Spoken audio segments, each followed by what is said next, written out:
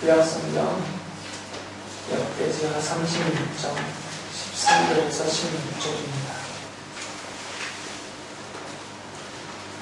느부갓네살은 강제로 시드기야가 하나님의 이름으로 충성을 맹세하도록 하였다.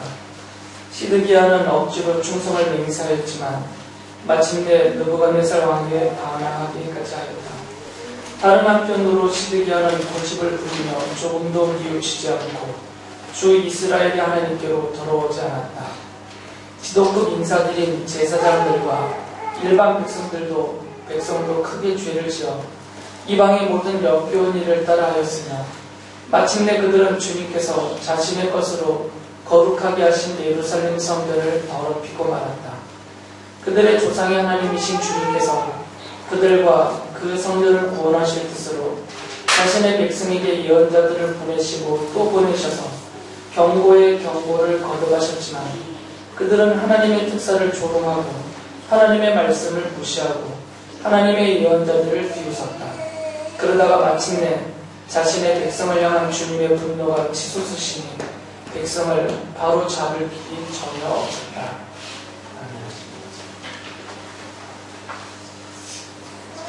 지난번 설교 때 말씀을 드렸듯이 이 역대기는 이미 예루살렘이 망하고 성전이 파괴되고 바빌론의 포로를 끌려가서 그 70년이 지난 후에 다시 고레스 왕의 칙령에 의해서 예루살렘으로 돌아와서 성전을 재건하고 성전 제사를 회복하는 그 시점에 기록했어요. 역대기는 그 시점에 기록되어 있죠. 그러니까 이미 이 역대기를 받아서 읽어보는 사람들은 이미 성전이 파괴됐던 경험을 갖고 있죠. 예루살렘이 무너졌던 그 기억을 갖고 있는 사람들입니다. 직접적이든 간접적이든. 그래서 이 사람들이 바빌로니아의 포로로 잡혀가서 많은 생각을 했을 것입니다. 왜 우리가 망했을까? 왜 예루살렘 성전은 불타 없어졌을까? 깊은 생각을 했을 것입니다. 그리고 그들의 생각의 결론은 두 가지에 이르게 되죠. 우리가 하나님 앞에 죄를 지었는데 크게 보면 하나는 악행이고 하나는 우상숭배다. 이런 결론을 얻었을 거죠. 왜 그러냐면 이미 이 역대기에서 그 부분을 지적해주고 있기 때문입니다. 열왕기에 보면 이스라엘의 특히 유다 왕국의 멸망, 바빌론에게 망하는 멸망의 원인을 므낫세에게 돌립니다. 므낫세라는 유다의 왕이 워낙 악독한 왕이었고요. 그래서 이 므낫세의 죄에 대해서 하나님이 책망하시고 벌하시면서 이스라엘이 망할 것을, 유다가 망할 것을, 그리고 예루살렘 성전이 무너질 것을 이미 예언자들을 보내셔서 말씀을 하셨어요. 그래서 열왕기하 24장 3절을 보면 이 유다의 멸망과 예루살렘의 파괴에 대해서 이렇게 말씀을 하셨어요. 이것은 므낫세가 지은 그 죄 때문에 그들을 주님 앞에서 내쫓으시겠다고 하신 주님의 말씀이 유다에게서 성취된 일이었다라고 결론을 내립니다. 열왕기의 기자는 이스라엘 유다가 망한 이유, 예루살렘이 파괴되고 성전이 파괴되고 그들이 포로로 끌려가게 된 그 직접적인 이유 원인을 므낫세 때문이다. 이 므낫세의 죄 때문이다. 그리고 하나님이 므낫세의 죄에 대해서 하나님이 그들을 심판하겠다고 약속하셨던 그 말씀이 이루어진 것이다 라고 결론을 내립니다. 똑같은 이것에 대해서 똑같은 내용이지만 역대기는 좀 다르게 표현을 해요. 이것을 므낫세 한 사람 개인의 죄 때문이다라고 말하지 않고 이것이 유다 백성 전체의 죄다라고 좀 확대해서 해석을 합니다. 이건 당연하겠죠. 유다를 통치하던 므낫세가 그러한 죄를 지으면서 백성들을 이끌었기 때문에 백성들도 므낫세와 똑같은 죄에 빠지고 동참할 수밖에 없었던 거죠. 지난번에도 말씀을 드렸기 때문에 다시 설명을 안 드리겠지만 한번 읽어는 드릴게요. 이 므낫세의 죄에 대해서 열왕기는 이렇게 쭉 자세하게 지적을 하고 있는데, 므낫세가 어떤 죄를 지었는지 열왕기를 보면 열왕기하 21장 1절부터 9절까지 쭉 그것을 기록을 하는데, 거기 보면 그는 므낫세죠. 이방 사람들의 역겨운 풍속을 따랐고 산당을 다시 세우고 바알을 섬기는 제단을 쌓았으며 아세라 목상도 만들었다. 그리고 하늘의 별을 숭배하고 섬겼고 주님의 성전 안에도 이방신을 섬기는 제단을 만들었습니다. 그리고 주님의 성전 안팎 두 뜰에도 하늘의 별을 섬기는 제단을 만들어 세웠고 자기 아들들을 불살라 박치는 일도 하고 점쟁이를 불러 점을 치기도 하고 마술사를 시켜 마법을 부리기도 하고 악령과 귀신을 불러내어 물어보기도 하였다. 이런 게 지금 다 기록이 되어 있어요. 자신이 손수 새겨 만든 아세라 목상을 성전 안에 세웠고 이방 민족보다 더 악한 일을 하도록 백성을 인도하였다라고 지적을 해요. 사실 이 가운데 한 가지만 저질러도 그것이 끔찍한 죄악인데, 므낫세는 이것을 주도적으로 자기 자신뿐만 아니라 자기가 통치하는 유다 백성들이 이 죄에 빠지도록 이렇게 이끌어갔다는 것이죠. 열왕기하 24장 4절은 한 가지를 더 설명을 해주는데, 그는 죄 없는 사람을 죽여 예루살렘을 죄 없는 사람의 피로 가득 채웠다라고 기록을 해요. 그러니까 이 므낫세가 얼마나 악행을 저질렀던 왕이었는지를 알 수가 있고요. 그와 함께 그 백성들이 이 모든 죄에 동참하여 빠졌다라고 역대기는 언급하죠. 그래서 역대기하 36장 14절을 보면 이렇게 말합니다. 지도급 인사들인 제사장들과 일반 백성도 크게 죄를 지어 므낫세뿐만이 아니에요. 므낫세를 따라서 그들도 똑같이 죄를 했다는 거죠. 이방의 모든 역겨운 일을 따라하였으며 마침내 그들은 주님께서 자신의 것으로 거룩하게 하신 예루살렘 성전을 더럽히고 말았다라고 지적을 합니다. 열왕기에서는 이 므낫세와 이스라엘 백성들의 죄에 대해서 조목조목 길게 자세하게 언급을 하는데, 역대기에서는 그것을 함축을 해서 유다가 망한 이유, 이스라엘이 망한 이유를 다 함축해서 가장 중요한 이유 하나를 제시를 합니다. 그게 뭐라고 써있어요? 뭐를 더럽혔다고 해놨죠? 성전을 더럽혔다고 했어요. 그러니까 열왕기에서 지적된 그 많은 죄목들이 원인이 되어서 이것들이 유다의 멸망을 가져왔는데, 역대기 저자는 이 똑같은 내용들을 함축을 했어요. 함축을 해서 그 중에서 가장 중요한, 근본적이고 결정적인 가장 중요한 원인, 유다의 멸망과 예루살렘의 파괴 원인을 므낫세를 비롯해서 이스라엘 백성 모두가 다, 제사장들까지 포함해서 심지어는 하나님의 성전을 더럽혔기 때문이다라고 지적을 합니다. 그래서 예레미야 선지자는 유다가 바빌로니아의 침공을 받고 멸망당하고 있는 그 시점에 활동했던 선지자죠. 그 예레미야 선지자가 이런 말을 했어요. 예레미야 7장 30절에 보면, 나 주의 말이다. 참으로 유다 백성은 내가 보기에 악한 일들을 하였다. 그들은 나의 이름을 찬양하려고 세운 성전 안에다가 자기들이 섬기는 역겨운 것들을 세워놓아서 성전을 더럽혔다라고 지적을 해요. 그래서 예레미야서 곳곳에서, 그리고 이 시점을 다루고 있는 성경 모든 부분에서 공통적으로 강조하고 있는 것이 뭐냐면, 유다가, 왕을 비롯해서 백성까지 모든 유다 사람들이 성전을 더럽혔다 이거죠. 이게 왜 큰 문제가 되냐면, 아까 이 악행과 우상숭배 두 가지를 말했잖아요. 이 악행이라는 것은 나쁜 행동들이죠. 나쁜 행동들. 우리가 죄라고 말하는 나쁜 행동들이에요. 그런데 이런 나쁜 짓들은 용서를 받을 수 있습니다. 어디에 가서 용서를 받아요? 성전에서 용서를 받잖아요. 하나님께서 성전 제사를 제정을 하셔서 그들에게 주시면서 자신이 지은 그 악행을 깨닫고 뉘우치고 성전으로 돌아와서 하나님 앞에 회개하고 돌아와서 제물을 바치며 성전 제사를 드리면 그 죄가 어떤 죄이든 다 용서해 주세요, 하나님. 그러니까 인간이 저지르는 도덕적인 또는 사회적인 그런 죄들에 대해서는, 악행이라고 지적되는 그런 죄들에 대해서는 성전에 오면, 그리고 믿음으로 성전 제사를 드리면 다 용서받을 수가 있습니다. 그런데 그들의 죄가 용서받지 못하게 됐어요. 그래서 유다가 망한 거잖아요.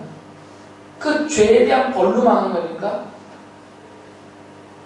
그 죄가 용서받지 못하고 망하게 된 이유가 무엇이냐면, 성전 제사가 드려지고 속죄의 제사가 드려지고, 그래서 하나님의 사죄의 은총이 베풀어져야 되는 그 성전 자체가 더러워져 버린 거죠. 성전 제사가 드려지지 않는 거죠. 그 백성이 죄 용서를 받을 길이 없어져 버린 거죠. 성전 제사를 집례해야 될 제사장들이 타락을 해버렸어요. 그리고 하나님을 모시고 하나님이 정하신 율법과 규례를 따라서 드려드릴 이 성전 안에 아세라 목상이 세워져 버렸단 말이죠. 우상의 역겨운 것들이 성전 안을 가득 채웠어요. 이방신을 섬기는 그 제단들이 성전들 안팎에 다 세워졌어요. 하나님 앞에 드리는 이 속죄제사, 희생제사가 폐해지고 우상을 섬기는 제사가 성전 안에서 행해지고 있단 말이죠. 그러니까 이스라엘 백성들이 죄사함을 받을 길이 막혀버린 거죠.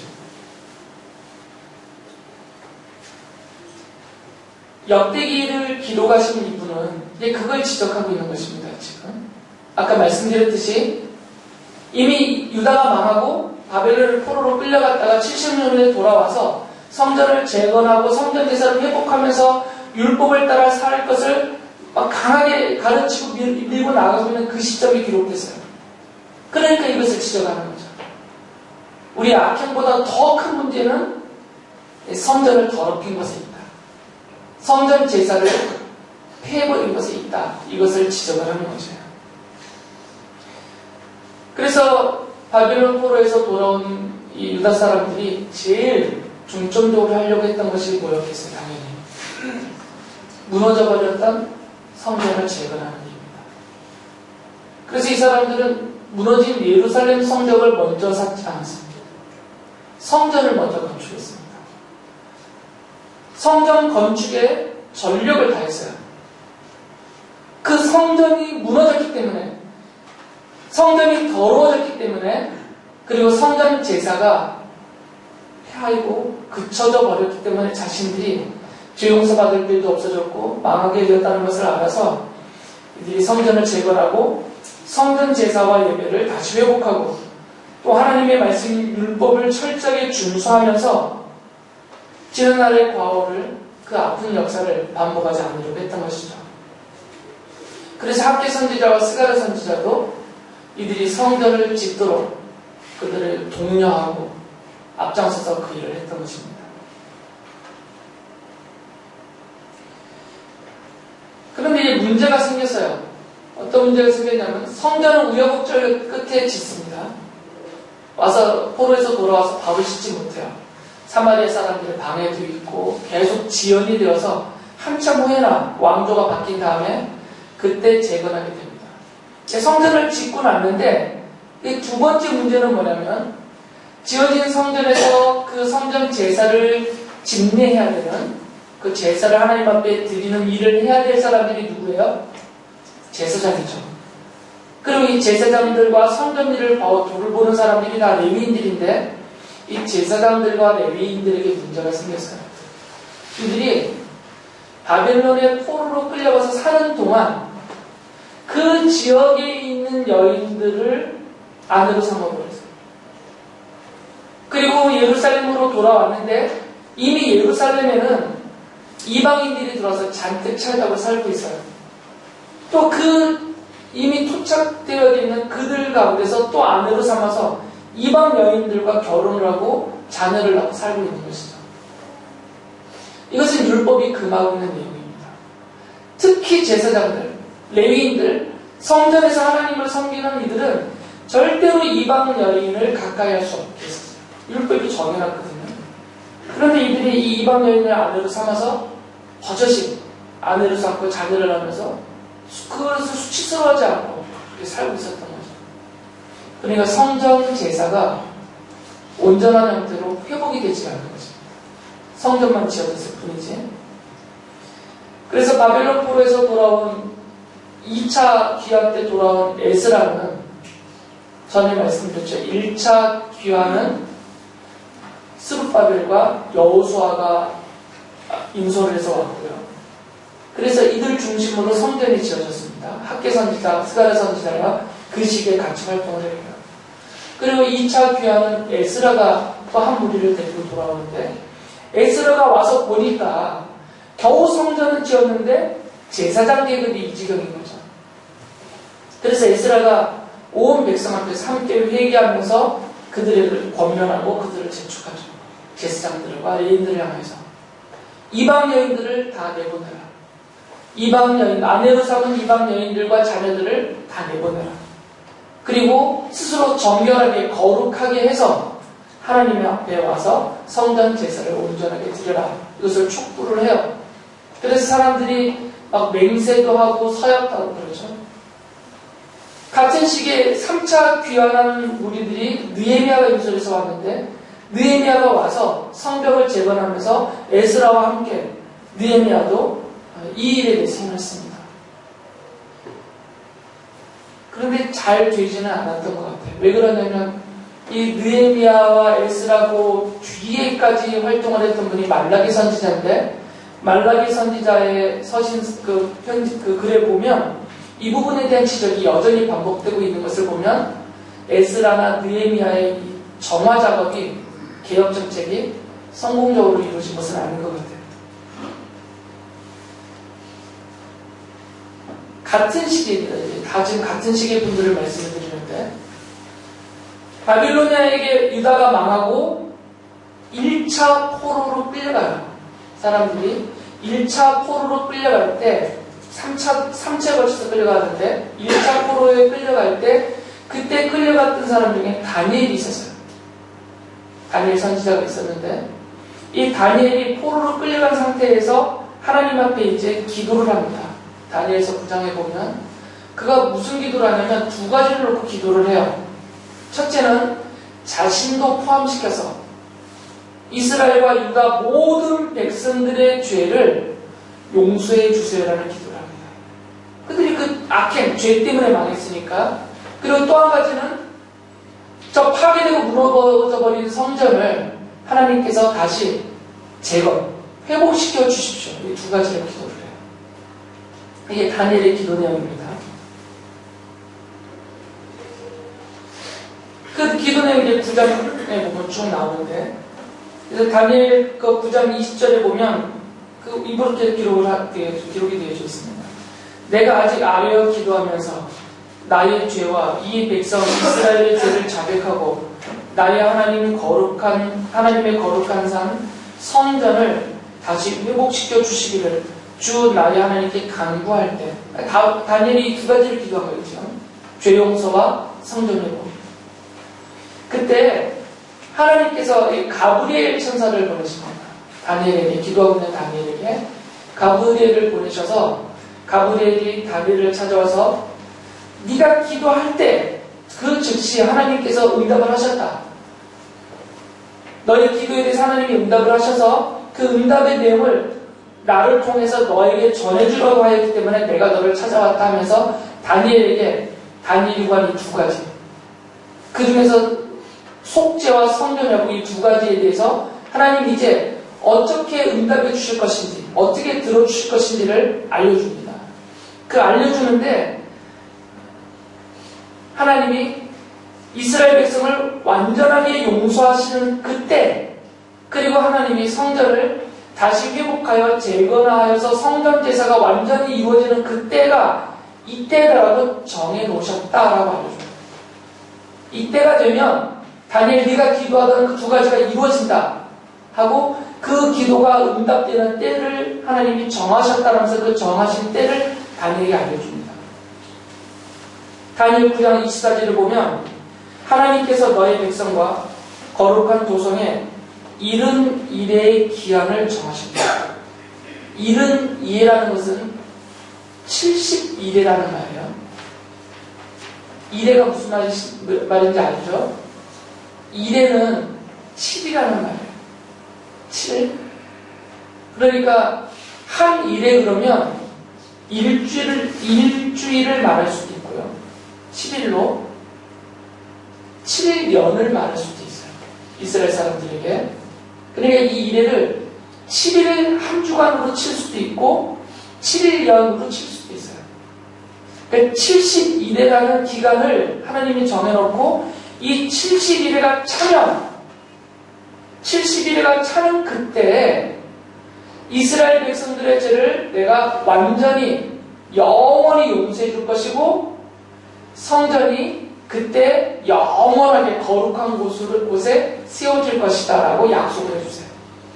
그러니까 70일회를 하나님이 정해놓으셨어요. 그러니까 70일회가 되기 전에는 완전한 속죄와 완전한 형태의 성전과 성전 제사는 회복이 안 된다 그 말입니다. 다니엘에게 하나님이 이렇게 알려주셨어요. 근데 여기서 중요한 것은 제가 지금 70일에 대해서 설명할 수는 없습니다. 그것도 1시간 설교를 해야 되기 때문에 그건 다음에 다니엘을 다룰 때 할 것이고요. 여기서 중요한 것은 이 완전한 속죄와 영원한 형태로의 성전 회복을 하나님이 누구와 연관시키고 계시냐면 기름 부어 세운 왕과 연관시키고 있어요. 기름 부었다라는 말을 히브리어로 뭐라고 부른다고요? 세 글자로? 메시아라고 부릅니다. 여기서 메시아가 나오는 거예요. 다니엘서 9장 24절부터 보면 앞에 부분은 빼고요.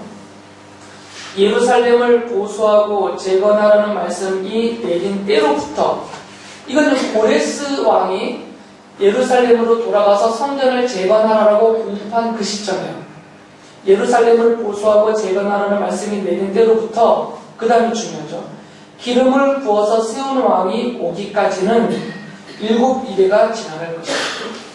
메시아가 올 때까지 그러니까 고레스가 예루살렘 성전을 회복하고 재건하라고 공포한 그때부터 메시아가 올 때까지 7일회가 지나간다 그 말이에요. 그 다음에 그리고 62일에 62일에죠. 62일에 동안 예루살렘이 재건되어서 거리와 성곽이 완성될 것이나 이 기간은 괴로운 기간일 것이다. 그러니까 지금 이 이래라는 것을 어떻게 해석하냐는 나중 문제고요. 역사적인 사건으로 보면 고레스 왕이 예루살렘 성전을 다시 지어라라고 공포한 그때부터 메시아가 올 때까지 7일회가 지나고 아직 성전은 지금 재건된 거 아닙니다.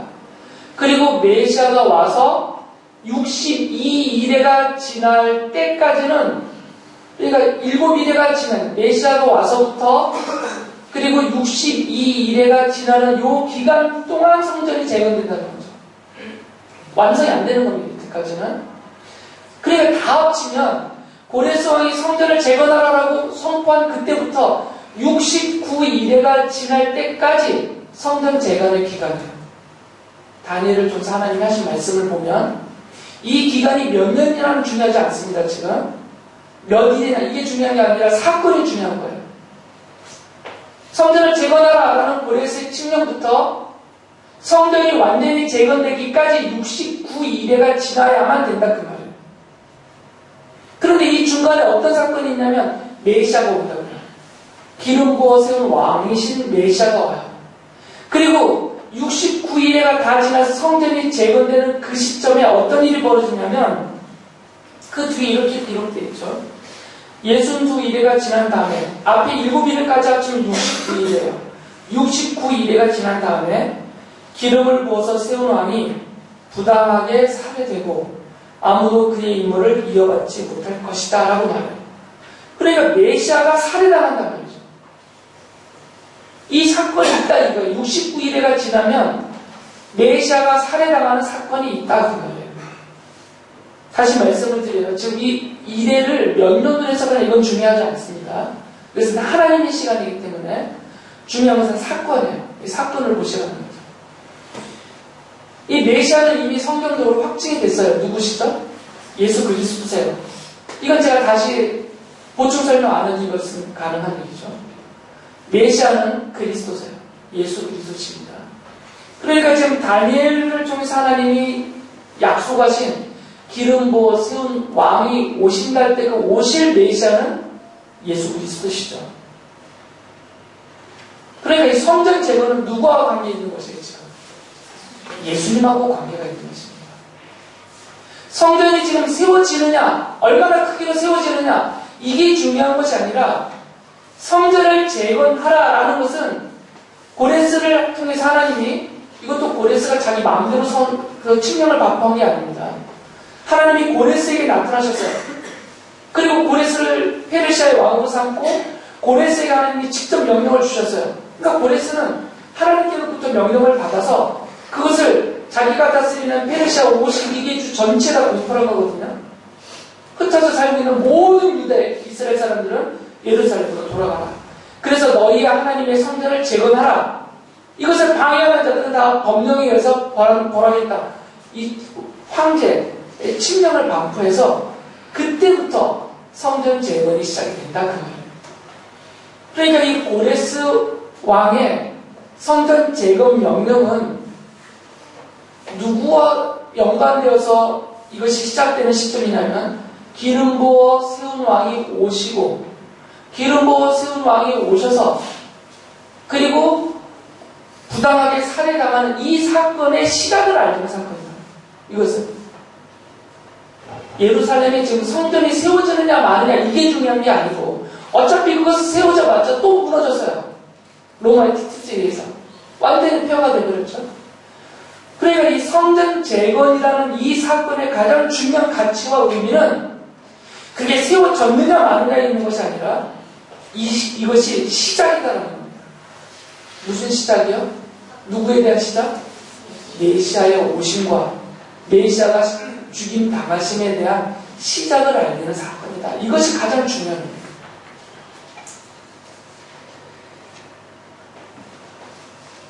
우리가 알듯이 예수께서 이 기름 부어 세움을 받으신 왕으로서 메시아로서 이 땅에 오셨고 다니엘 예언대로 그리고 십자가에서 부당하게 죄가 없으심에도 불구하고 부당하게 죄인으로 사형 선고를 받고 죽임을 당하셨어요. 이 그리스도가 십자가에 죽임을 당하는 이 사건과 연관되어져서 69일 동안 성전이 재건되어져서 세워진 그 성전이 파괴가 된다라고 기록이 되어 있어요. 다니엘서 9장 26절을 보면 한 통치자의 군대가 침략해 들어와서 성읍과 성전을 파괴할 것이다. 이게 주 70년에 완전히 성취가 됐죠.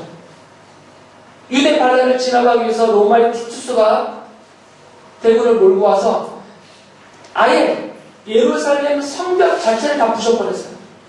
헤롯이 보수하고 세웠던 스룹바벨이 세웠던 제2성전을 계속 유지됐는데 이것을 헤롯이 더 보수하고 확대해서 크게 지어놨는데 그것도 완전히 무너져 버렸어요. 예수님이 말씀하신 돌 위에 돌 하나 남지 않고 성전 자체가 완전히 파괴되어 버린 것이죠. 이 파괴된 성전은 편의상 제2성전이라고 부릅니다. 제1성전은 누가 지은 거예요? 솔로몬이 지었죠. 다윗의 아들 솔로몬이 처음으로 성전을 지었어요. 이것을 그래서 편의상 솔로몬의 성전이라고도 부르고 제1성전이라고도 불러요. 두 번째 성전, 제2성전은 스룹바벨이 주도하에 지어졌기 때문에 스룹바벨 성전이라고도 부르고 이것을 두 번째 성전이다 그래서 제2성전이라고 불러요. 그런데 이 제2성전도 다니엘의 예언대로 완전히 파괴되고 없어집니다. 그러니까 두 번째로 재건된 성전은 철저하게 누구와 지금 연관되어 있냐면 기름 부어 세운 왕과 연결되어 있어요. 그분이 오셔서 그분이 부당하게 살해될 때까지 재건돼요. 69일에 동안.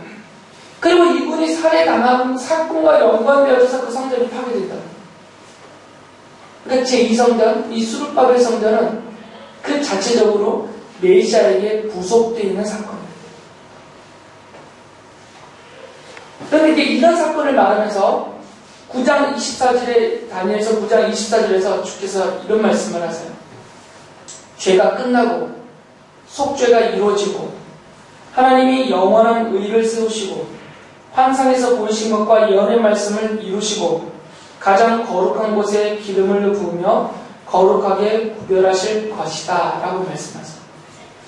70일에가 다 끝나야만 70일에 전에는 이것이 안 이루어진다는 얘기예요. 70일에가 다 끝나야만 완전한 속죄가 이루어지고 그리고 가장 거룩한 곳에 가장 거룩하게 기름 부은 성전이 세워진다 그 말이에요.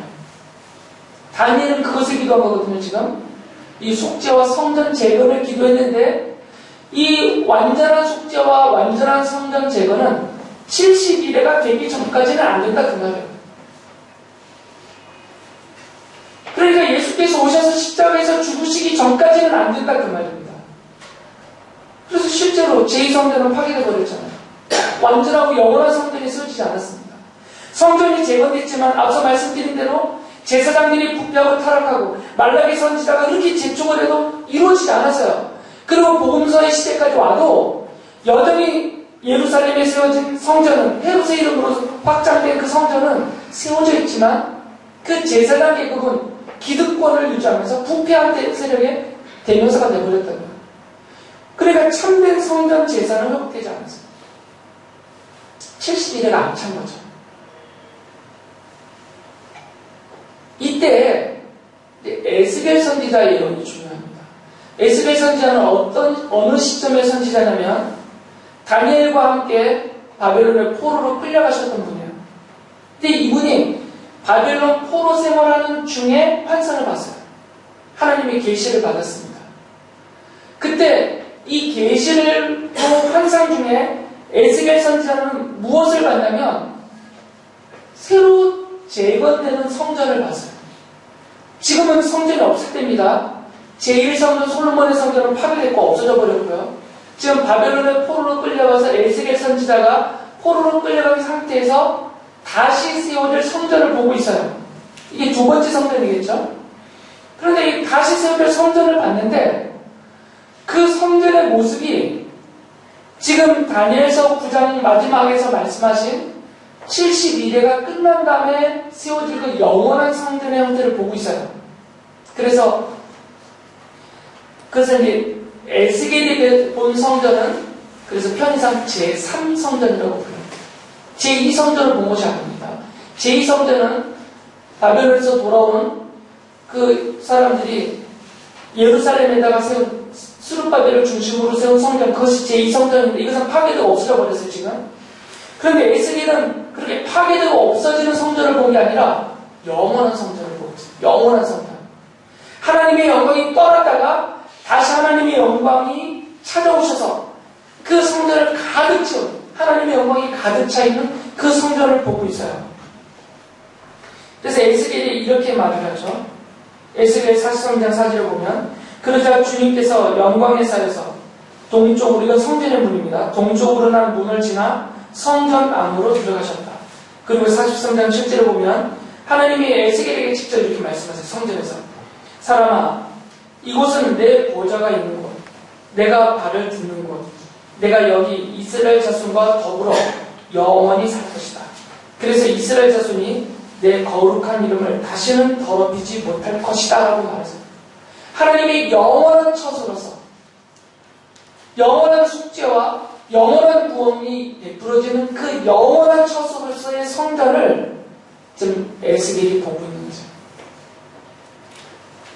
제3성전을 본 것이다. 그래서 성경에 보면 성전이 3개가 나와요. 제1성전은 솔로몬이 지은 첫 번째 성전, 제2성전은 수르바벨이 주도하여 지은 두 번째 성전. 이 두 개는 다 파괴되고 없어졌어요. 제1성전은 바빌론의 느부갓네살에서 파괴됐고 제2성전은 로마의 티투스에 의해서 파괴됐어요. 헤롯 성전이 제3성전이 아닙니다. 헤롯이 지은 복음서에 나오는 헤롯 성전은 제2성전, 이 스룹바벨 성전을 다시 보수하고 보강하고 더 확장해 놓은 성전이에요. 그러니까 제2성전이에요. 이거는 부서지지 않았기 때문에. 그리고 에스겔이 환상 중에 보고 있는 완전체로서 영원한 속죄와 영원한 구원과 영원한 하나님의 거처로서의 성전, 이게 제3성전이에요. 이 세 개 성전이 성경에 나옵니다. 이 제3성전에 대한 에스겔의 환상과 또 다니엘에게 약속하셨던 이 재건되는 완전하고 영원한 속죄가 베풀어지고 영원한 하나님의 거처로서 약속되어진 제3성전은 예수 그리스도가 오심으로 성취가 됩니다. 그게 하나님의 약속이었으니까 70일이 지나가기 전까지는 성전이 재건되지 않는 것이니까 예수님이 오셔서 십자가에 죽으셔야만 완공되는 성전이에요. 이것이 하나님이 약속한 성전 재건에 대한 약속입니다. 예수께서 오셔서 이 성전 재건을 이루셨다라는 것을 어떻게 성경에 설명하냐면 성전의 기능으로 설명합니다. 성전이라는 것이 그 본질에 있어서 왜 성전이라고 불리워져요? 거기 누가 계시기 때문에? 하나님이 계시기 때문에 성전이라고 불려집니다. 그것을 상징하고 있는 것이 지성소 안에 있는 언약궤죠. 그 언약궤 두 그룹 위에 속죄에서 시은자 위에 하나님이 임하세요. 그리고 그 임하심의 증거가 성전을 덮는 빽빽한 구름과 사람의 빛으로 설명할 수 없는 하나님의 영광의 빛이 가득 채워진 상태. 그래서 그곳을 성전이라고 부릅니다. 하나님의 거룩하신 임재가 있는 그곳, 이것이 성전이에요. 그리고 왜 그곳을 성전이라고 부르냐면 이 성전에서 하나님의 죄 용서하심, 속죄의 은총이 베풀어져요. 그리고 이 속죄의 은총이 베풀어지게 하는 하나님이 주신 은혜의 수단이 뭐냐면 그것이 바로 제사예요. 희생제물을 나를 대신하여 죽이면서 희생제물의 피를 받아서 그 제단에다 뿌릴 때 내 죄가 용서받게 되는 속죄의 은총이 베풀어지는 그 제사가 드려지는 곳이기 때문에 그곳이 성전입니다. 이게 성전의 기능이에요. 신약성경은 예수 그리스도가 성전으로서 이 완전한 속죄를 이루셨다는 것을 이렇게 기능적으로 설명해줘요.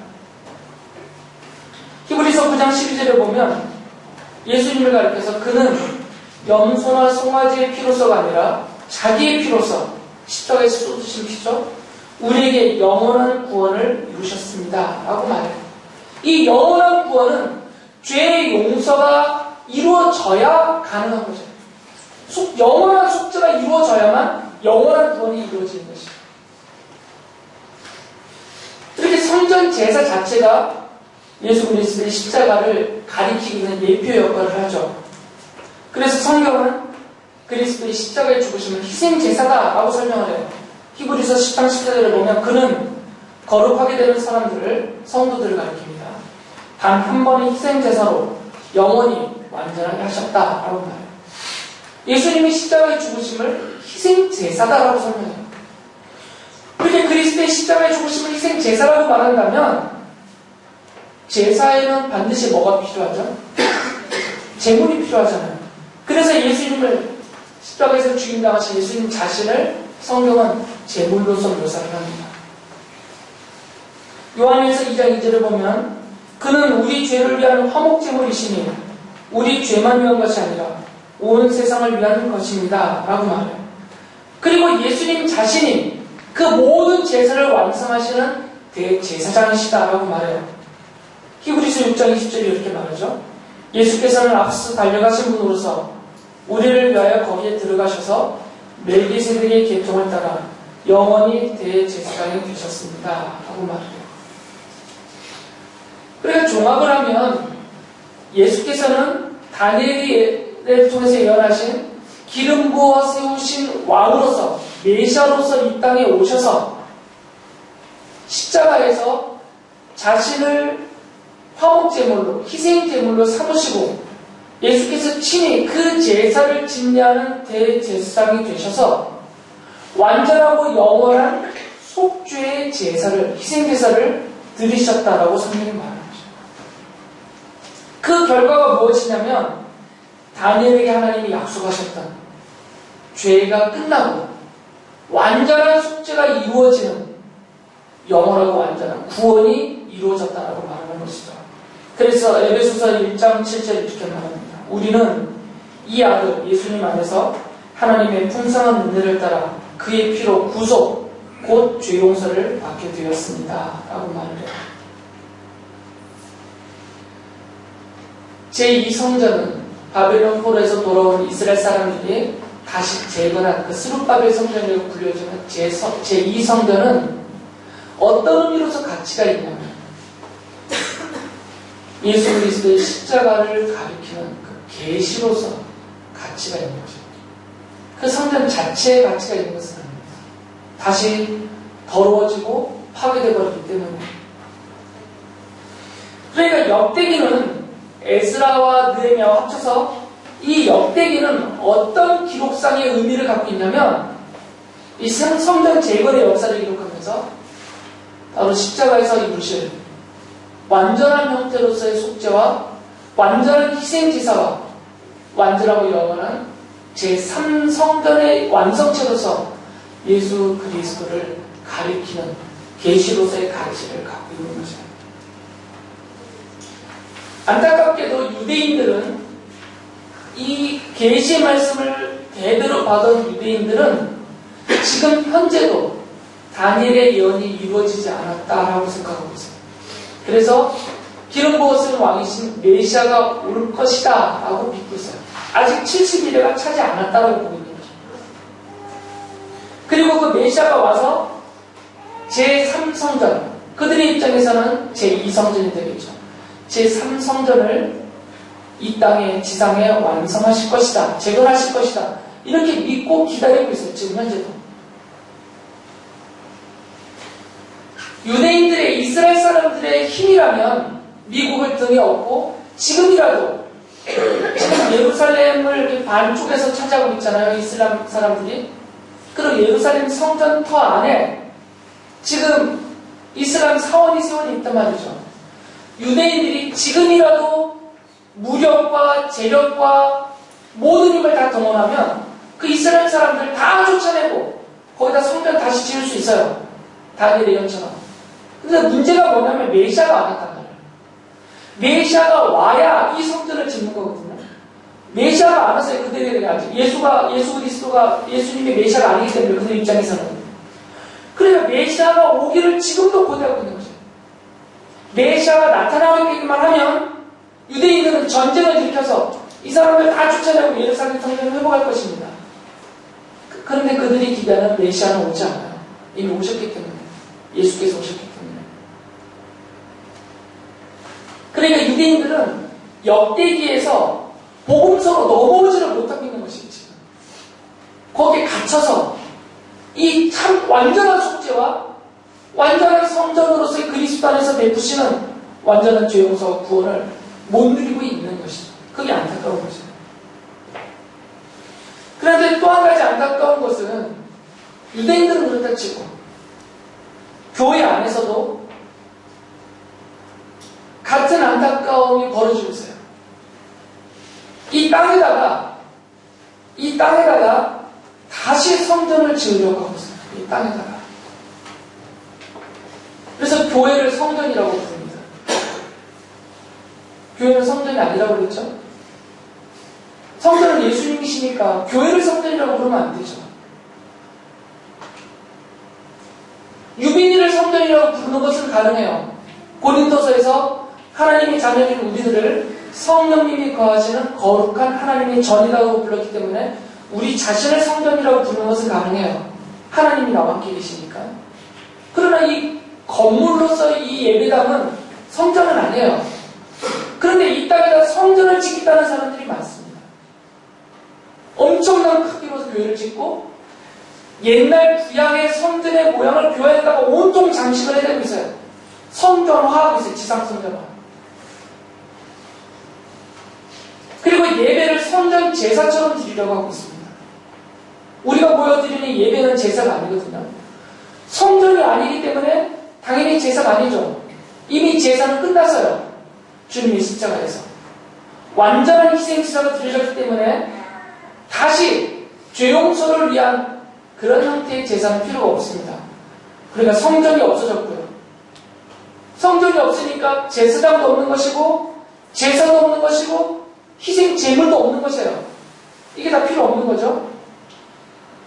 그런데 교회를 성전화하고 예배를 성전 제사처럼 바꾸려고 하고 있고 성도들이 드리는 헌금을 마치 희생 제물을 대신하는 것이냐 그렇게 막 포장하고 있고 교회에서 수고하여 섬기는 봉사와 섬김 이런 것들을 그 희생 제물로 대체하려고 하고 있는 거죠. 역대기는 바로 그런 우리 인간들의 어리석음과 헛된 수고를 지적하고 있는 거예요.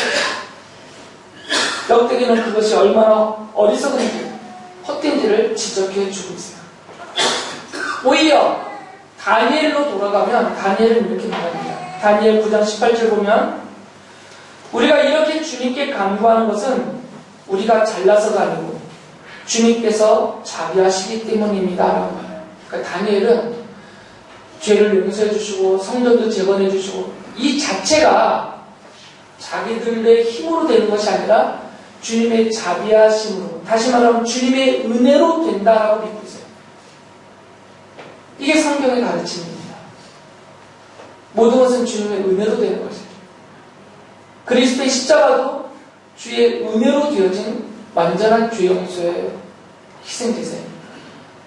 그리고 우리가 하나님의 자녀가 된 것도 내 잘남과 내 힘이 아니라 전적인 하나님의 은혜로 된 것이에요.